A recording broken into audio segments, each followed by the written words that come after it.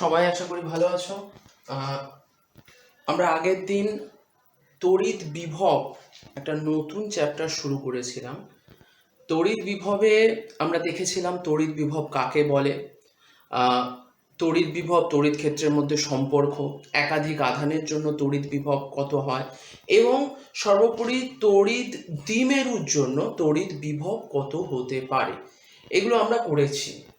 আজকে আমরা একটা নতুন জিনিস দেখব, সেটা হচ্ছে সমবিভব তল। সমবিভব তল, সমবিভব তল কাকে বলে? বিভব, সমবিভব এই নামটা শুনেই তোমরা বুঝতে পারছো যে এমন একটা তল যেই তলে বিভব সর্বদা সমান।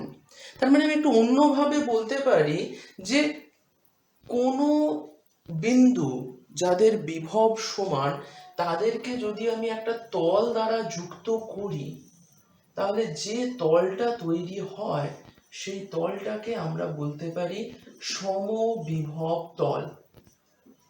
তার মানে একই বিভব যুক্ত কোনো বিন্দুকে যে তল দ্বারা আমরা যুক্ত করতে পারি, যে তল দ্বারা আমরা কল্পনা করতে পারি, তাদেরকে আমরা বলছি সমবিভব তল। কিরকম?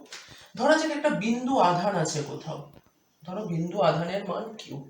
আমরা জানি এর থেকে আর দূরত্বে, এটা যদি আর দূরত্ব হয় তাহলে এখানে বিভব হবে ভি সমান Q by 4 pi epsilon naught আর।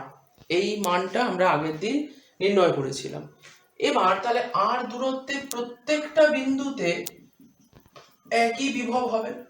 তাহলে এই পুরো অংশটাকে যদি আমরা একটা তল দিয়ে আমরা আঁকি, তল দিয়ে যুক্ত করি, তাহলে আমরা কি পাবো? একটা গোলক পাবো। এই যে গোলকের, এই গোলকের পুরো তলটার বিভব কিন্তু সমান হবে। এবার আমি আর থেকে বাড়িয়ে যদি আরেকটু দূরত্ব বাড়ালাম, ধরো এই দূরত্বটা যেটা হলো আর ড্যাশ, তাহলে এই যে বিভবটা হবে, এটা যে গোলকটা আমি কল্পনা করব, তাহলে এর ক্ষেত্রে বিভবটা কি হবে? সর্বদা সমান হবে। তাহলে আমরা বলতে পারি একটি বিন্দু আধানের ক্ষেত্রে সমবিভব তলটি কিরকম হয় না, গোলকাকার। সমবিভব তলটি গোলক আকার। ঠিক আছে?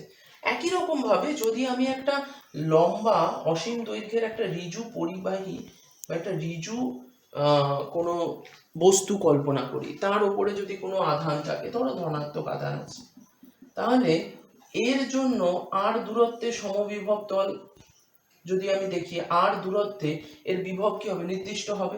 তাহলে আর দূরত্বে পুরো তলটাকে যদি আমি কভার করতে চাই, তাহলে এটা কিসের মতো দেখতে হবে? একটা বেলনের মতো বা সিলিন্ডারের মতো। আমি যদি দূরত্ব আরো বাড়াই, তাহলে আমার সিলিন্ডারের ব্যাসার্ধ বাড়বে। তাহলে আমি বলতে পারি যে একটা লম্ব পরিবাহীর ক্ষেত্রে বা লম্ব আধানের ক্ষেত্রে বা লম্ব আধান সমন্বয়ের ক্ষেত্রে কি সমবিভব তলের আকৃতি হয়? বেলনাকার। ঠিক আছে? তো এই হচ্ছে সমবিভব তলের মূল উদ্দেশ্য। সমবিভব তলের মূল উদ্দেশ্যটাই হচ্ছে যে একই বিভব সম্পন্ন বিন্দুকে আমরা একটা তল দ্বারা আবদ্ধ করব, সেটাই হয়ে যায় সমবিভব তল। ঠিক আছে? এবার নেক্সট যে জিনিসটা আমরা দেখব যে সমবিভব তলের বৈশিষ্ট্যগুলো কি কি। আশা করি এই ব্যাপারটা বোঝা গেছে। এরপরে আমাদের লক্ষ্য হচ্ছে সমবিভব তলের বৈশিষ্ট্য। দেখা যাক সমবিভব তলের বৈশিষ্ট্যগুলো কি কি আছে। খুব মজার মজার বৈশিষ্ট্য, এবং এই বৈশিষ্ট্যগুলো আমরা পরে বুঝতে পারবো এটা আমাদের কিভাবে কাজে লাগবে। তাহলে আমরা প্রথমে যাচ্ছি বৈশিষ্ট্যতে। বৈশিষ্ট্যের প্রথম বৈশিষ্ট্য বলছে যে সমবিভব তলের কোনো দুটি বিন্দুর মধ্যে বিভব প্রভেদ সর্বদা শূন্য হয়। এই জন্য সমবিভব তলে যদি কোনো আধান গতিশীল হয় তার কৃতকার্য শূন্য। ঠিক আছে? কৃতকার্য শূন্য কখন না, সমবিভব তলে কোনো আধান, ধরো আমি একটা সমবিভব তল কল্পনা করলাম, এই যে, ঠিক আছে, এটা একটা সমবিভব তল। ধরো এইখানে একটা বিন্দু এ, এইখানে একটা বিন্দু বি। যদি এ বিন্দু থেকে বি বিন্দুতে একটা আধান কিউ আসে, তাহলে এখানে মোট কৃতকার্য কত হবে? এ বিন্দুতে যদি আমি বিভব VA ধরি, বি বিন্দুতে যদি আমি বিভব VB ধরি, তাহলে আমরা জানি কৃতকার্য W সমান Q into VA minus VB, মানে বিভব প্রভেদ। এবার মজার জিনিসটা হচ্ছে এটা সমবিভব তল। তাহলে সমবিভব তলে কি, সমবিভব তলের ক্ষেত্রে আমরা সবাই জানি যে VA আর VB তো সমান, দুটোতেই বিভব সমান হবে, তাহলে W সমান 0 হয়ে যায়। ঠিক আছে, তাহলে W 0 হয়ে যায়। তাহলে এখান থেকে আমরা বলতে পারি সমবিভব তলে কোনো একটি আধানের যদি সরণ ঘটে তাহলে সেখানে কৃতকার্য 0 হবে। নাম্বার 2, সমবিভব তলে তড়িৎ ক্ষেত্রের অভিমুখ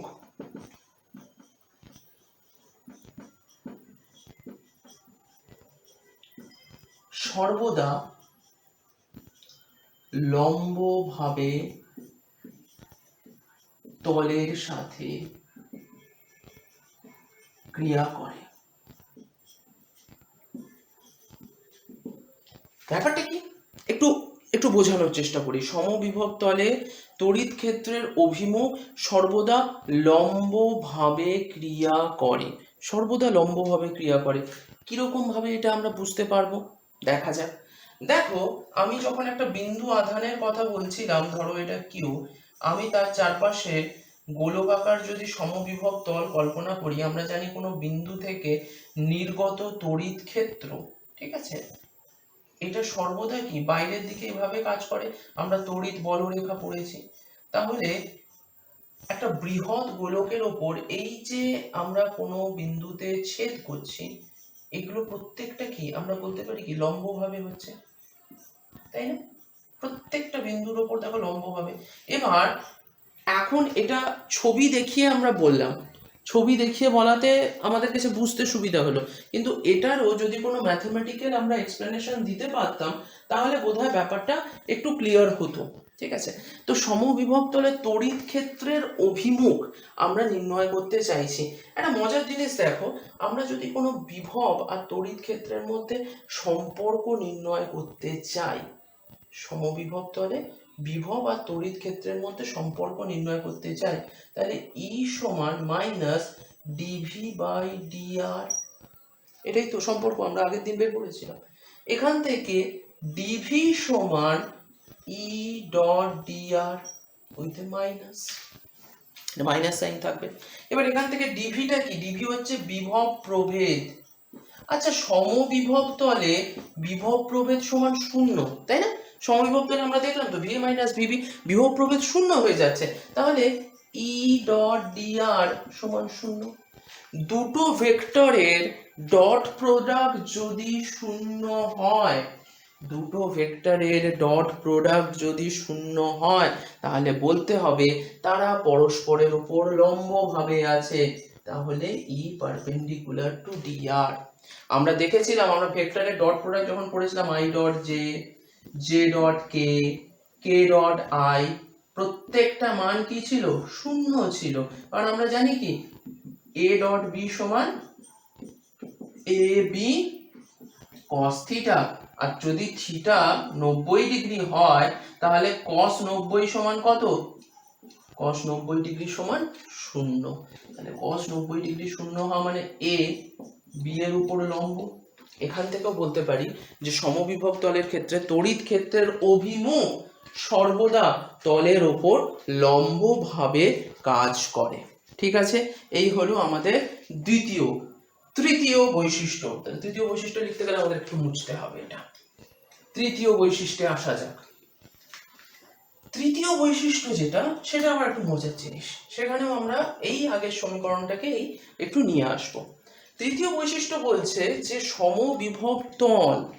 সমবিভব তলে তড়িৎ ক্ষেত্র যত শক্তিশালী হবে তত তাদের দূরত্ব কম হবে।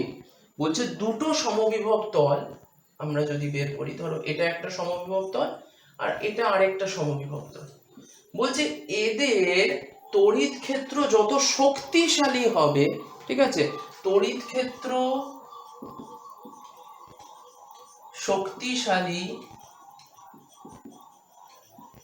হলে দূরত্ব কম আর তড়িৎ ক্ষেত্র দুর্বল হলে দূরত্ব বেশি। কি করে এটা বুঝবো? বলছে দুটো সমবিভব তলে যদি তড়িৎ ক্ষেত্র শক্তিশালী হয় তাদের দূরত্ব কম হবে। কিরকম? আমরা আবার আগের ইকুয়েশনে যাব, ই সমান মাইনাস ডিভি বাই ডিআর। এবারে এই সমীকরণ থেকে আমি তো একটা জিনিস বলতে পারি যে ডিআর সমান ডিভি বাই ই মাইনাস, আবার এই মাইনাস মাইনাস যদি তুলে দিই, আমি যদি সম্পর্কটা দেখতে চাই, DR is inversely proportional to E, তাই না? dr is inversely proportional to e। এবার dvটাকে আমি ধ্রুবক ধরছি, যদি dv ধ্রুবক হয় মানেটা কি? মানে দুটো যে সমবিভব তল ধরেছি, এখানে তুমি বলবে যে স্যার ডিভি এখানে শূন্য ধরলাম, এখানে ধ্রুবক ধরলাম কেন? না, এখানে একটা তলের কথা হয়েছে, এখানে আমি দুটো তলের কথা বলেছি। তো দুটো তলের জন্য কি হয়েছে না, ডিভিটা দুটো তলের বিভব পার্থক্যকে আমি যদি ধ্রুবক ধরি, তাহলে যত শক্তিশালী তড়িৎ ক্ষেত্র হবে ডিআর এর মান কি হবে? কমে যাবে। কারণ এটা কোথায় বসে আছে? হরে। ইটা হরে আছে, তাই জন্য যত শক্তিশালী তড়িৎ ক্ষেত্র তত দূরত্ব কম, আর যত কম শক্তিশালী তড়িৎ ক্ষেত্র বা দুর্বল তড়িৎ ক্ষেত্র দূরত্ব তত বেশি। ঠিক আছে, এই হচ্ছে সমবিভব তলের তৃতীয় বৈশিষ্ট্য। ঠিক আছে, এবার যাচ্ছি চতুর্থ এবং সবচেয়ে গুরুত্বপূর্ণ বৈশিষ্ট্যতে। চতুর্থটা হচ্ছে সবচেয়ে গুরুত্বপূর্ণ বৈশিষ্ট্য, এবং এই বৈশিষ্ট্যটা আমার খুব একটা ব্যাখ্যা দেওয়ার প্রয়োজন নেই, এটা তোমরা নিজেরাই বুঝতে পারবে।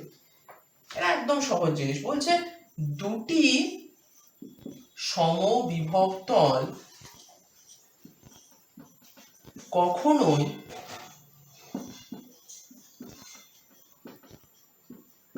পরস্পরকে ছেদ করে না।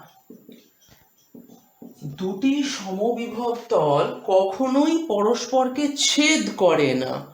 মানে এটা কি? ঠিক আগে আমরা মনে করো যখন আমরা তড়িৎ বলরেখা পড়েছি বা চৌম্বক বলরেখা পড়েছি, প্রত্যেকটা ক্ষেত্রেই আমরা বলেছি তড়িৎ বলরেখা হোক বা চৌম্বক বলরেখা হোক এরা কাউকে ছেদ করবে না। এখানেও বলছে যে সমবিভব তল, ধরো এই একটা তল আছে, আর যদি আমি কল্পনা করি যে এরকম আরেকটা তল, ঠিক আছে, বলছে এরকম কোনোদিনও সম্ভব না, এটা একদমই পসিবল নয়। কেন পসিবল নয়? আমরা যদি মনে করি যে চলো আমরা পসিবল করাবো, আমরা ধরে নিচ্ছি এটা পসিবল, তাহলে যদি এটা পসিবল হয় তাহলে এই যে বিন্দুটা, ধরো এই বিন্দুটা কি দুজনের যে ছেদ হয়েছে তার মধ্যে অবস্থিত। আমি যদি এই তলটা কল্পনা করি তাহলে এর জন্য তড়িৎ ক্ষেত্রের অভিমুখ কোন দিকে হবে? এর লম্ব এদিকে। আবার যদি এই তলটা কল্পনা করি, এর জন্য তড়িৎ ক্ষেত্রের অভিমুখ দেখো এই তল বরাবর লম্ব হবে। তাহলে একটা সমবিভব তল, তার জন্য দুটো তড়িৎ ক্ষেত্রের অভিমুখ, একটা সমবিভব তল তার জন্য দুটো তড়িৎ ক্ষেত্রের অভিমুখ, যেটা কখনোই সম্ভব না। ঠিক একই রকম ভাবে আমরা এখানে পড়েছিলাম যে একটা বিন্দুতে, ধরো এই বিন্দুটাকে যদি আমি পি বলি, পি বিন্দুতে তড়িৎ ক্ষেত্রের দুটো অভিমুখ হবে, এখানে এসে তড়িৎ এদিকে বা এদিকে দুদিকে যেতে পারে, এটা তো পসিবল নয়। একটি আধানের জন্য তড়িৎ ক্ষেত্রের অভিমুখ সর্বদা নির্দিষ্ট, তাহলে এখানেও নির্দিষ্ট তড়িৎ ক্ষেত্রের অভিমুখ দরকার। আমরা দুটো তড়িৎ ক্ষেত্রের অভিমুখ পাচ্ছি, যেটা বাস্তবে সম্ভব নয়, এবং সেই কারণে সমবিভব তল কখনোই পরস্পরকে ছেদ করে না। ঠিক আছে, এরপরে আমরা যে জিনিসটা দেখে নেব, এরপরে যেটা হচ্ছে খুব সহজ কিছু জিনিস, যে কিছু কিছু আধানের সমন্বয়ের জন্য সমবিভব তল কিরকম দেখতে হয়। আমরা প্রথমে দেখলাম একটা বিন্দু আধানের জন্য সমবিভব তল কিরকম হয়, তারপরে আমরা দেখলাম যে একটা যদি লম্ব একটা কোনো থাকে, আধান সমন্বয় থাকে, সেখানে সমবিভব তল এরকম দেখতে হবে। এবারে আমরা একটা দেখবো তড়িৎ দ্বিমেরুর জন্য। তড়িৎ দ্বিমেরুর জন্য সমবিভব তল কিরকম দেখতে হয়। মাঝে মাঝে পরীক্ষায় এই ধরনের প্রশ্ন আসে।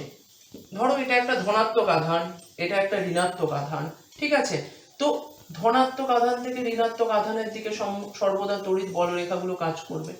ঠিক আছে,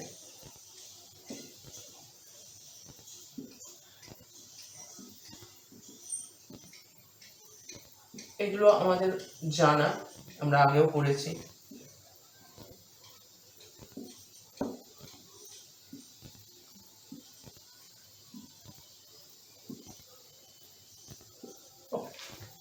কিন্তু যখন আমরা বিভব তলের কথা বলবো, আমরা একটা যদি আধান ধরি, এগুলো তো বিন্দু আধান, তাহলে একটা আধানের জন্য এটা গোলকাকার হয়। কিন্তু যখনই আমি দুটো আধানের সমন্বয় দেখবো, তখন এটার গোলক থাকবে না, তখন এটা একটু পরিবর্তন হবে।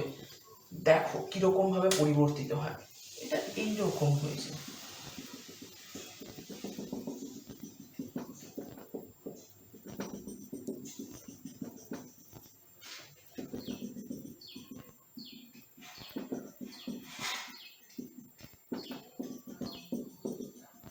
দেখো এই আধানটা যেটা আগে আমরা দেখেছিলাম সেটা ছিল একদম সেন্টারে বা মধ্যে, সেখান থেকে দেখো এখন কিন্তু আর মধ্যে নেই, একটু যেন চেপে গেছে, ফোকাসটা যেন একটু সরে গেছে। তো তড়িৎ দ্বিমেরুর জন্য সমবিভব তলটা ঠিক এইভাবে গঠন হয়।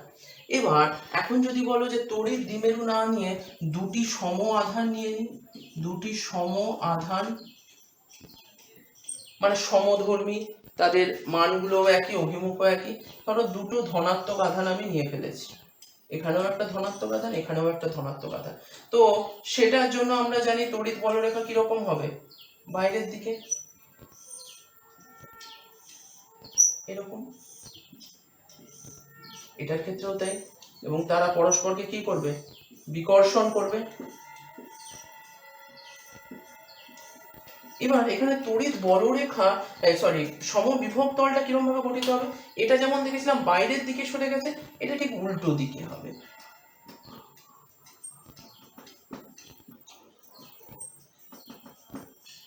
এটাও ঠিক একই।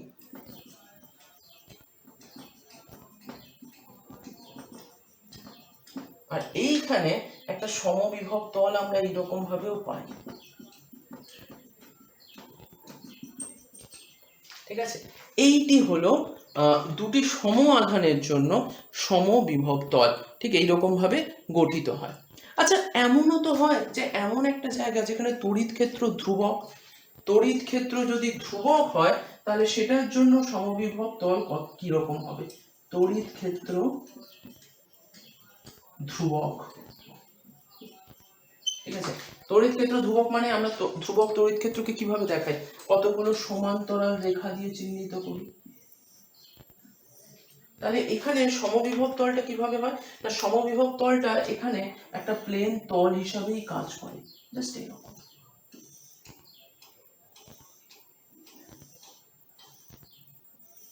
এইটা হচ্ছে সমবিভব তল, ঠিক আছে, যেখানে আমরা একটা ধ্রুবক তড়িৎ ক্ষেত্রের মধ্য দিয়ে ধ্রুবক তড়িৎ ক্ষেত্র আমরা কল্পনা করি, সেখানে সমবিভব তল ঠিক এইরকম দেখতে হয়। এই হচ্ছে সমবিভব তল।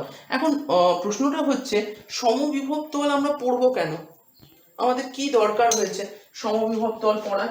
আমরা যদি সমবিভব তল না পড়ি তাহলে কি আমাদের কোনো ক্ষতি হয়ে যাবে? প্রথম কথা হচ্ছে আমরা যেভাবে তড়িৎ বলরেখা পড়েছিলাম না, তড়িৎ বলরেখা দিয়ে আমরা যেরকম ভাবে তড়িৎ ক্ষেত্রের অভিমুখ, তড়িৎ ক্ষেত্রের দিক এগুলো জানতে পারতাম, ঠিক একই রকম ভাবে সমবিভব তল যখন আমরা পড়ছি, সমবিভব তল থেকে আমরা কোনো তড়িৎ বিভবের মান এবং সেই তড়িৎ বিভব কত দূর পর্যন্ত বিস্তৃত, তার আকৃতি, এবং সেইটা দেখে তার ওপর তড়িৎ ক্ষেত্রের অভিমুখ কিরকম হবে সেটা আমরা জানতে পেরে যাই। তাহলে একটা তল যদি আমি কল্পনা করে নিতে পারি, তাহলে প্রত্যেকটা বিন্দুর জন্য আমাকে আলাদা আলাদা করে বিভব নির্ণয় করতে হয় না, আমি তলটা পেয়ে গেলে আমি বিভবটা পেয়ে গেলাম, আমি বুঝে যাই সেখানে কৃতকার্য হবে না। এই জিনিসগুলো আমাদের কাছে বোঝা যায়, ঠিক আছে। এইটার জন্য আমরা আমরা এটা করি। তাহলে এরপরে যেটা আমরা পড়বো সেটা হচ্ছে তড়িৎ স্থিতিশক্তি, ঠিক আছে। তো তড়িৎ স্থিতিশক্তি কাকে বলে সেটা আমরা একটু দেখব।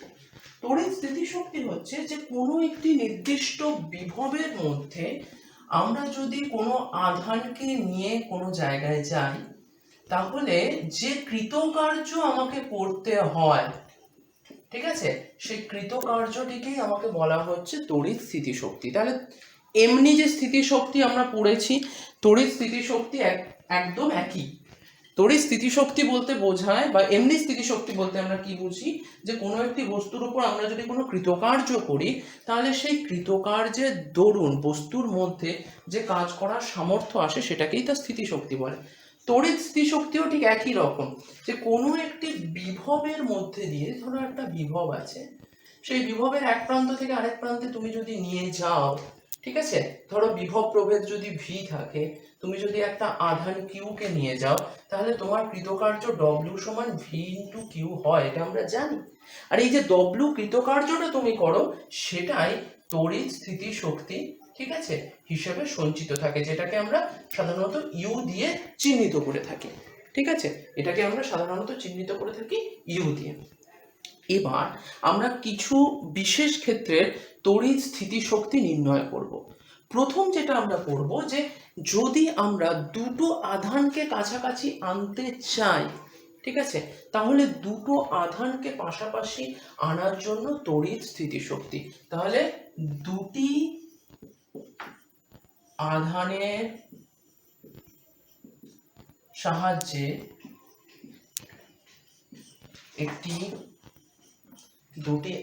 সাহায্যে একটি সংস্থা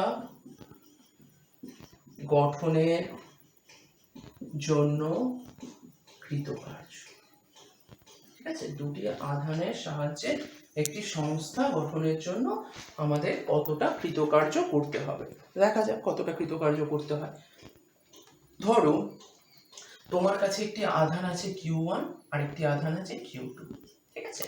তো আমি এখানে একটা অক্ষ এঁকে নিচ্ছি, তাতে আমাদের সুবিধা হবে কি, যে আধানটাকে আমি যে কোথায় রাখছি সেটা আমি বুঝতে পারবো, তাহলে ধরো প্রথমে আমরা যেটা করব, না আমি Q1টাকে নিয়ে এসে R1 এইরকম একটা দূরত্বে রাখলাম, যে দূরত্বটা হচ্ছে R1, ঠিক আছে, Q1 কে এনে রেখেছি। আচ্ছা, Q1 কে এনে রাখতে আমাকে কোনো কৃতকার্য কি করতে হবে? দেখো এখানে আশেপাশে কিন্তু অন্য কোনো আধান নেই, যেহেতু অন্য কোনো আধান নেই, আমরা ধরে নিতে পারি বিভব শূন্য। কোনো আধান না থাকলে বিভব আসবে কি করে? তাহলে বিভবটা শূন্য, ঠিক আছে, ভি সমান শূন্য। তাহলে তুমি যখন Q1 কে নিয়ে যাচ্ছ, তাহলে W1 সমান কি ভি ইন্টু Q1।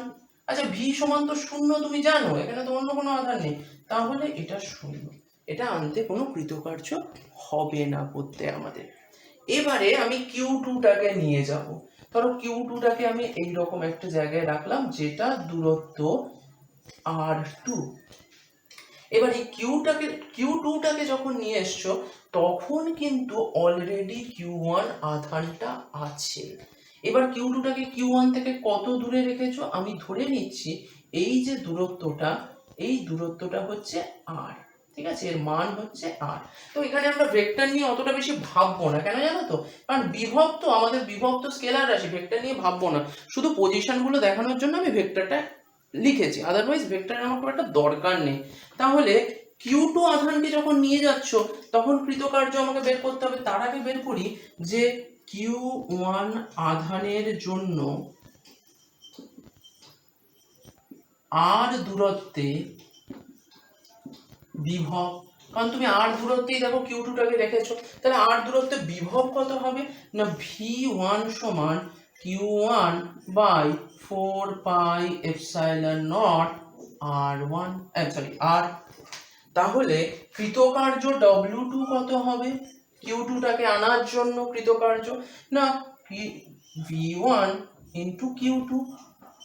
আচ্ছা, V1 এর মান আমি জানি, তাহলে Q1 Q2 by 4 pi epsilon naught R। তাহলে এই পরিমাণ আমাকে কৃতকার্য করতে হবে Q2টাকে আনতে। তাহলে আমার মোট কৃতকার্য কত? মোট কৃতকার্য, ঠিক আছে, পেনের কালির অবস্থা খুবই খারাপ আর কি, ঠিক আছে, এটা একটু বুঝে নাও, তারপরে আমাকে কালি ব্যবস্থা করতে হবে। তাহলে মোট কৃতকার্য W সমান কত, W1 প্লাস W2। তাহলে W1 প্লাস W2, W1 সমান তো শূন্য, আমরা দেখে ফেলেছি, W2 সমান কত, Q1 Q2 by 4 pi epsilon naught R। তাহলে এটাই মোট কৃতকার্য Q1 Q2 by 4 pi epsilon naught R। আর যেটাই কৃতকার্য সেটাই তো তোমার বিভব বা তড়িৎ স্থিতিশক্তি। তাহলে তোমার তড়িৎ স্থিতিশক্তি কত, ইউ।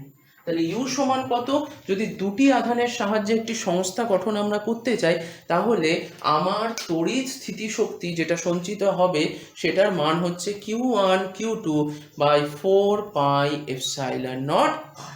ঠিক আছে, এই ব্যাপারটা বোঝা গেল আশা করছি। এবার আমরা চলে যাব পরের পার্টটায়। তবে পরের পার্টে যাওয়ার আগে আমাকে বুঝতে পারছো একটু সময় দিতে হবে, আমাকে একটু কালি ধরে নিতে হবে পেনে, না হলে লেখা খুবই মুশকিল হয়ে যাচ্ছে। দেখা যাক। তো আশা করি এই জায়গাটা বোঝা গেছে। এবার আশা করি কিছুটা লেখা যাবে, তারপরে পরে দেখা যাচ্ছে। আপাতত তোমাদেরকে এই ব্যাপারটা পড়িয়ে তারপরে আমি কালি করবো। এবার আমরা চলে যাচ্ছি, এখানে তো দুটি বিন্দু আধানের জন্য করলাম, আমরা যদি তিনটে বিন্দু আধান দিয়ে একটা সংস্থা করতে চাই, তিনটি বিন্দু আধানের সমন্বয়ে গঠিত সংস্থা, তিনটি বিন্দু আধানের সমন্বয়ে গঠিত সংস্থার জন্য তড়িৎ স্থিতিশক্তি, কত তড়িৎ স্থিতিশক্তি জেনারেট হবে দেখা যাক। তো একই রকম ভাবে আমরা তিনটে আধান নেব, Q1 Q2 Q3। আমরা আবার অক্ষ কল্পনা করলাম, প্রথমে নিয়ে এলাম Q1 কে, কতটা দূরে না R1 দূরে আমরা Q1 কে নিয়ে এলাম। যথারীতি আমরা আগেও দেখেছি এখানে W1 সমান 0, আর এখানে তো কাজ করার মতো কেউ নেই, একে তুমি নিয়ে এসছো তো কি হয়েছে, কোনো বিভব নেই আশেপাশে, সুতরাং কৃতকার্য 0। ঠিক একই রকম ভাবে R2 দূরে আমি আরেকটা বিভব এনে এলাম Q2। তাহলে R2 দূরে যখন Q2 কে আনলে তখন আমরা কি বললাম যে এই দূরত্বটাকে আমি ধরে নিচ্ছি R21। ঠিক আছে, তাহলে W2 এর মান কত হবে, আমি একটু ডাইরেক্টলি লিখি, W2 এর মান হবে Q1 Q2 by 4 pi epsilon naught R21। এটাই হবে আমার কৃতকার্য। এবার R21 মানে কি, 2 থেকে 1 এর মধ্যে দূরত্ব, এটা ছাড়া আর কিছু না। এবার তৃতীয় আধান আছে, তাহলে এটাকে নিয়ে এসেছি আমি। এবার আমি তৃতীয় আধানটাকে ধরো এইরকম একটা জায়গায় রাখলাম Q3। এই যে দূরত্বটা Q3 ধরলাম আমি R3।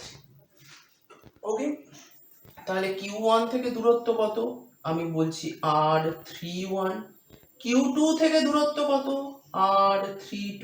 তাহলে Q3 কে যখন আসতে হবে, ভালো করে বোঝো এই জায়গাটা, Q3 যখন আসছে তখন Q3 কে Q1 এর বিরুদ্ধেও কাজ করতে হচ্ছে, Q2 এর বিরুদ্ধেও কাজ করতে হচ্ছে। তাহলে আমি যদি লিখি যে Q1 আধানের জন্য বিভব R31 দূরত্বে, এই যে R31 দূরত্বে এসছে এর জন্য বিভব কত, তো পরিষ্কার বিভব আমরা জানি V1 equals to Q1 by 4 pi epsilon naught R31। তাহলে Q3 কে আসতে কতটা কৃতকার্য করতে হবে, W31 work done by 3 due to 1, কত Q1 into Q3 by 4 pi epsilon naught R31। কেন, কারণ আমরা জানি W equals to V into Q। একই রকম ভাবে আমি বলতে পারি W32 দ্বিতীয়টার জন্য কত কৃতকার্য করতে হবে, না সেটাও সমান কত, না Q2 Q3 by 4 pi epsilon naught R32, কারণ এই দূরত্বটা R32। এবার এই W31 আর W32 টাই হচ্ছে কি মোট কৃতকার্য Q3 কে আনার জন্য। শুধু Q3 কে আনতে কৃতকার্য W3 সমান কত, না W31 প্লাস W32।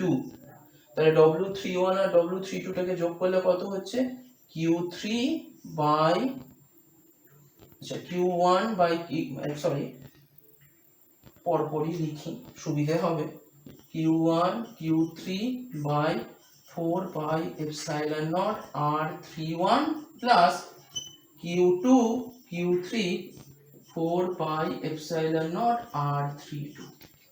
এইটা হচ্ছে মোট কৃতকার্য শুধু তৃতীয় আধানটিকে আনার জন্য। এবার এই সমন্বয়টা করতে করতে মোট কৃতকার্য কত না W সমান কত W1 plus W2 plus W3, এটাই কি আমার মোট কৃতকার্য। W1 কি শূন্য, W2 কত না Q1 Q2 by 4 pi epsilon naught R21, W3 কত না Q1 Q3 by 4 pi epsilon naught R31 plus Q2 Q3 by 4 pi epsilon naught R32। Okay, তাহলে মোট তড়িৎ শক্তি কত আমরা যদি একসাথে লিখি Q1 Q2 by 4 pi epsilon naught R21 plus Q1 Q3 by 4 pi epsilon naught R31 plus Q1 Q2 Q3 by 4 pi epsilon naught R32। দেখতে বড় সড়ো কিন্তু জিনিসটা কিচ্ছু না, প্রত্যেকের জন্য আলাদা আলাদা কৃতকার্য নির্ণয় করো, দিয়ে কৃতকার্যগুলোকে শুধুমাত্র যোগ করতে থাকো। যদি কৃতকার্যগুলোকে শুধুমাত্র যোগ করতে থাকো তাহলেই তোমাদের মোট যে কৃতকার্য সেটা কিন্তু এসে যাবে। এক্ষেত্রে আমি যদি চারটে একটা আধান নিয়ে সমন্বয় করতে চাই, 5টা করতে চাই, 6টা করতে চাই, আমার কাছে কোনো অসুবিধা নেই। প্রথমের জন্য একজনের বিরুদ্ধে কাজ করতে হবে, যখন দ্বিতীয় আসবে তার জন্য 2, তৃতীয় আসলে তার জন্য 3, এরকম করে বাড়তেই থাকবে বাড়তেই থাকবে চলতেই থাকবে। ঠিক আছে, এই হচ্ছে তড়িৎ স্থিতিশক্তির গল্প। ঠিক আছে, এর পরে যে পার্টটাতে আমরা যাব সেটা হচ্ছে এই তড়িৎ স্থিতিশক্তির একদম অন্তিম এবং সবচেয়ে বেশি গুরুত্বপূর্ণ, সেটা হচ্ছে একটি সম তড়িৎ ক্ষেত্রের মধ্যে রাখা তড়িৎ দ্বিমেরুতে ক্রিয়াশীল মোট তড়িৎ স্থিতিশক্তি। ঠিক আছে, তাহলে যেখানে তড়িৎ ক্ষেত্র সমান সেই রকম জায়গায় যে তড়িৎ দ্বিমেরু রাখা আছে, তো তার জন্য তড়িৎ স্থিতিশক্তি কত হবে, তাহলে আমরা এইটা এবার বের করব। ঠিক আছে, দেখা যাক ব্যাপারটা কিরকম থাকে। যদি এই জায়গাটা কোথাও লেখার দরকার থাকে বা বোঝার দরকার থাকে, ভিডিওকে পজ করো সেই জায়গায়। ঠিক আছে, সেই জায়গাটা লেখো, দেখার চেষ্টা করো, না বুঝতে পারলে আমি তো আছি। লাস্ট সেটা হচ্ছে তড়িৎ দ্বিমেরুর জন্য স্থিতিশক্তি কোথায় না ধ্রুবক তড়িৎ ক্ষেত্রে।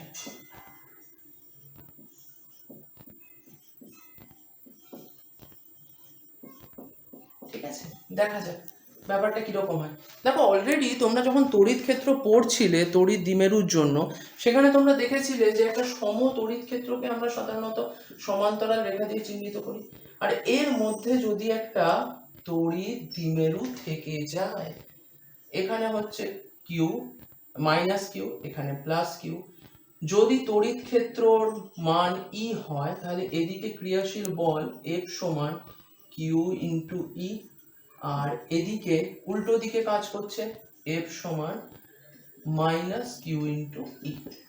এবার যেহেতু দুটো সমমানের বিপরীতমুখী বল কাজ করছিল, এখান থেকে আমরা বের করেছিলাম টর্ক কত হয়েছিল, আমরা জানি টর্ক টাও সমান বেরিয়েছিল পি ই সাইন থিটা। এই ক্যালকুলেশনটা আর করছি না, ঠিক আছে, এটা তোমাদের আগে করে দেওয়া আছে, সেটা একটু দেখে নিও। ঠিক আছে, কিভাবে আমরা এই কোণটাকে থিটা নিয়েছিলাম, আমরা এই দূরত্বটাকে বের করেছিলাম 2a sin থিটা, কারণ এদের মধ্যে দূরত্ব 2a হয়, আর সেখান থেকে QE into 2a sin theta সেটা এসেছিল PE sin থিটা। এই ক্যালকুলেশনটা তড়িৎ দ্বিমেরুর যে আমরা ক্যালকুলেশন প্রথমে করেছিলাম তড়িৎ ক্ষেত্র আর তড়িৎ আধানের ক্ষেত্রে, সেখান থেকে একটু দেখে নেবে। এবার আমাকে বের করতে হবে যে কৃতকার্য। আচ্ছা, কৃতকার্য আমি বের করব কি করে? ধরো এই অবস্থান থেকে যদি ক্ষুদ্র ডি থিটা সরণ হয়, এই অবস্থান থেকে, আমি ছবিটা এখানে দিচ্ছি না কারণ জাবড়ে যাবে, ক্ষুদ্র ডি থিটা সরণের জন্য কৃতকার্য, ক্ষুদ্র ডি থিটা সরণ, যে থিটা আছে সেখান থেকে ক্ষুদ্র ডি থিটা এরকম হলো, ধরো এইরকম জায়গা থেকে এরকম জায়গায় এলো, এই যে ক্ষুদ্র সরণ হলো ডি থিটা, এটার জন্য কৃতকার্য কত হবে? না কৃতকার্য হবে ডি ডব্লিউ। ডি ডব্লিউ সমান কত? না টর্ক ইন্টু ডি থিটা, টাও ইন্টু ডি থিটা। এটা আমরা 11-এ পড়েছি যে কৃতকার্য যদি আমরা কৌণিক গতির ক্ষেত্রে দেখি তাহলে সেটা টর্ক ইন্টু কৌণিক সরণ, কৌণিক সরণ হচ্ছে এখানে ডি থিটা। এবার এখান থেকে ডব্লিউ বের করতে গেলে কি করতে হবে? ইন্টিগ্রেশন অফ টাও ডি থিটা। টাও এর মান কত আছে দেখো, integration of P E sine theta D theta. এবার পি তো বাইরে বেরিয়ে আসবে, integration of sine theta D theta. এবার এখানে আমাকে লিমিট বসাতে হবে, ঠিক আছে? তো লিমিট বসানোর ক্ষেত্রে আমি ধরে নিচ্ছি যে ধরি থিটা সমান থিটা 1 থেকে থিটা সমান থিটা 2 হয়েছে, ঠিক আছে? আগে থিটা 1 ছিল, সেখান থেকে থিটা 2 হয়েছে, তাহলে আমার থিটা 1 টু থিটা 2। সাইন থিটার ইন্টিগ্রেশন কি করে ফেলেছো? Minus cos theta. তাহলে আমি বলতে পারি minus of P E cos theta limit theta 1 to theta 2 সমান minus of P E cos theta 2 minus theta 1, cos theta 2 minus cos theta 1, ঠিক আছে? এত দূর অবধি হলো। তাহলে এইটাই হচ্ছে একটি দ্বিমেরুর জন্য কৃতকার্য। এবার এখানে আমরা বিশেষ ক্ষেত্র একটা দেখব, ঠিক আছে? বিশেষ ক্ষেত্রটা কি? না বিশেষ ক্ষেত্র আমরা ধরছি যদি থিটা 2 সমান, ভালো করে শোনো, যদি থিটা 2 সমান থিটা এবং থিটা 1 সমান 90 ডিগ্রি হয়, মানেটা কি? মানেটা হচ্ছে ধরো এই আমাদের তড়িৎ ক্ষেত্র ছিল, ঠিক আছে? এই তড়িৎ ক্ষেত্র, তাহলে ই এই বরাবর কাজ করছে। এবার ওইখান থেকে, আমার কালি আবার শেষ সেই জন্য ভরতে হচ্ছে, সেইখান থেকে ধরো প্রাথমিক যে অবস্থানটা ছিল তড়িৎ দ্বিমেরুর সেটা ছিল এইটা, ঠিক আছে? এটা মাইনাস কিউ, এটা প্লাস কিউ। এবার আমার কোণ কত ছিল? 90 ডিগ্রি। এবার এই বলটা যেহেতু প্রয়োগ হচ্ছে, দেখো কিউ1 কিউ ইন্টু ই এদিকে আর মাইনাস কিউ ইন্টু ই এদিকে, এটার ফলে এটা কিরকম ভাবে চলে এলো? এইরকম ভাবে শুয়ে গেল। তাহলে এই কোণটা কত হলো? থিটা। তাহলে আমরা ধরছি প্রাথমিক অবস্থানে ছিল 90 ডিগ্রি, ভালো করে ছবিটা দেখো, তারপরে এই রকম অবস্থান থেকে যখন তার উপর তড়িৎ ক্ষেত্রের বল প্রযুক্ত হচ্ছে সেটা এই রকম চলে এলো, তাহলে 90 ডিগ্রি থেকে থিটা হয়েছে। তাই জন্য থিটা 1 প্রাথমিক কোণটাকে আমি 90 ডিগ্রি ধরেছি আর তারপরের কোণকে থিটা ধরেছি। যদি এই মানটা বসাই, ডব্লিউ সমান হয় minus of P E cos theta minus cos 90 degree. cos 90 সমান 0 আমরা জানি, তাহলে w সমান minus P E cos theta minus P E cos theta. এই সমীকরণটা আমাদেরকে একটা সমীকরণের কথা মনে করায়, সেটা হলো, আমি একটু এদিকে লিখছি কারণ জায়গা নেই, w সমান minus P dot E. P vector এবং ই ভেক্টরের মধ্যে ডট গুণফল করলে আমরা কি পেতে পারি? না আমরা পেতে পারি মোট কৃতকার্য, আর যাহাই মোট কৃতকার্য তাহাই আমাদের স্থিতিশক্তি, ঠিক আছে? এটাই হলো একটি তড়িৎ দ্বিমেরুর জন্য কৃতকার্যের পরিমাণ যদি তড়িৎ ক্ষেত্র ধ্রুবক হয়। ঠিক আছে? তাহলে এইটুকু পর্যন্ত আজকে যেটা পড়ালাম সেই পার্টটা একটু ভালো করে দেখো। কিছু নিউম্যারিক্যাল আছে, কিছু অঙ্ক আছে, সেগুলো আমরা করব। তার আগে এই জিনিসগুলো একটু বোঝার চেষ্টা করো, আর কোনো সমস্যা হলে আমাকে বলো।